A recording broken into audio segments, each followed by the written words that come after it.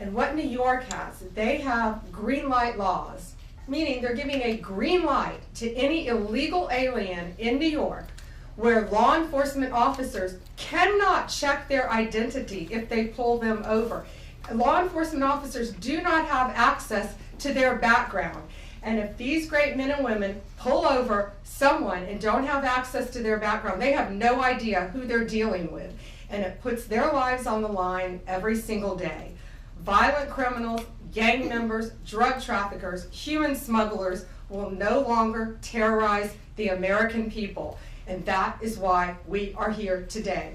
You will be held accountable if you do not follow federal law. It's over, it ends, and we're coming after you. Questions? We have time for a few questions. David Spott with Fox News. Madam Attorney General, thank you and welcome to the Justice Department. Thank you. I have a quick on-topic and a quick off-topic Sure. question. On-topic, in your executive order or in your orders on the first day you were here, you talked about working with the Justice Department, or these sanctuary cities, as you say, will be Yes. punished. Today you're putting people on notice. Right now we're just lawsuits. Is this going to go further? What kind of punishment are we talking about? Is there any grounds to charge individuals, charge politicians? How far is this going to go?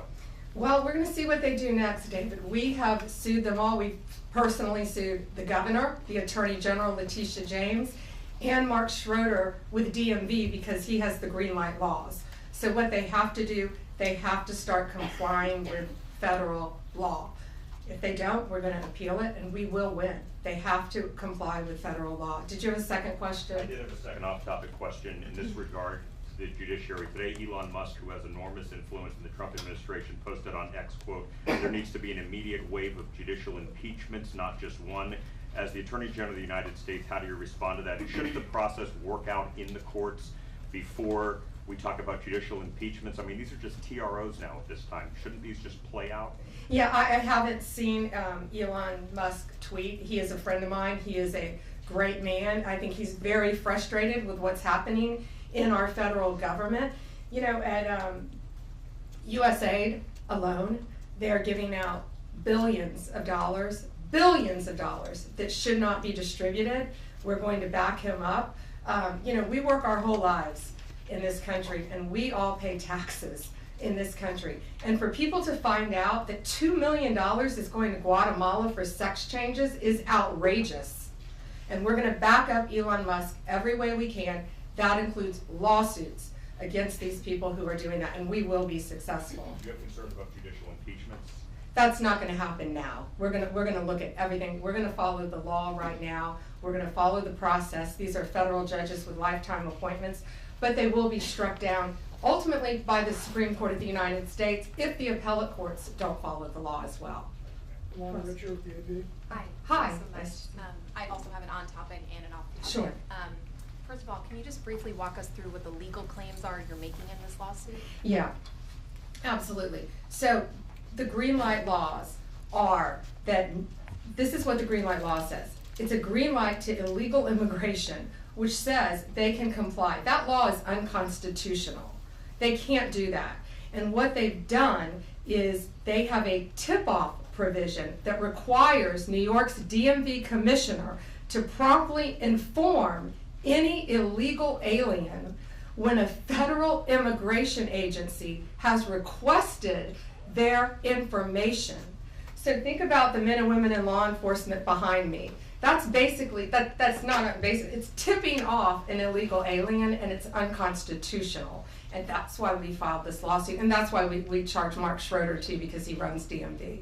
Oh, I'm sorry, you had a second question. Yeah, my off-topic question, I wanted to ask about Mayor Eric Yes. Adams' case. As of at least a few moments ago, SDNY still has not dropped that case. Have you or other DOJ leadership spoken to the acting U.S. Attorney and SDNY since the memo was sent earlier this week? And what will you do if she refuses to drop the case? I have not spoken to her. I know our acting DAG, Emil Bove, has spoken to her, and Chad Mizell may have spoken to her, but that case should be dropped. It was done at the directive of Emil, so that case should be dropped. I did not know that it had not been dropped yet, but I will certainly look into that. Reagan, Daily Caller. Hi, Hi, thank you. how are you? Tom Homan suggested this week that someone from within the FBI may be leaking information about the ICE raids and that such could be putting officers' lives at risk. Has the DOJ gotten any closer to determining if these leaks are coming from within the FBI? And what will the consequences be if they can identify the leakers from the FBI? Excuse me. Well, first, I can't talk about anything that is ongoing, and that is ongoing. And it's really for the similar reasons of what I said earlier. The great men and women in law enforcement standing behind me today, they must be protected. And anytime anyone leaks or tips off anything regarding a pending investigation, that jeopardizes lives. You're telling a bad guy what's about to happen. It could jeopardize the lives of all the men and women in law enforcement. We will not stand for it.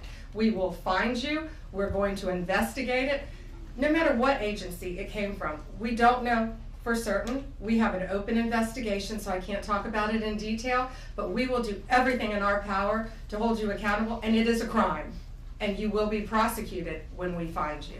Okay, guys, time for one more. Alana Austin, Newsmax. Hi, Madam Hi, Alana. Attorney General. Thank you so much for your time. I was also interested in hearing specifically what the interactions have been like with Mayor Adams. And I know he has a little bit of a different tone than some of the other Democrats out of the Empire State. And then also Denver Mayor Mike Johnston, because before the President Trump went back into office, he had issued some words about a potential standoff and then walked that back. So I was curious to see what things have been like out of New York City and Denver officials. Yeah, well, we're hoping that in New York, Mayor Adams is going to cooperate with us with the sanctuary cities and the illegal aliens. And has the mayor in Colorado been cooperating? Do we know? I believe he might have now. Yeah, I believe Colorado is now cooperating. That's what we want. We don't want to sue you. We don't want to prosecute people. We want people to comply with the law. This is very simple. An MS-13 member murdered her daughter. That's happening throughout this country. We have one angel mom is too many. And we have angel moms throughout this country who should not be going through this.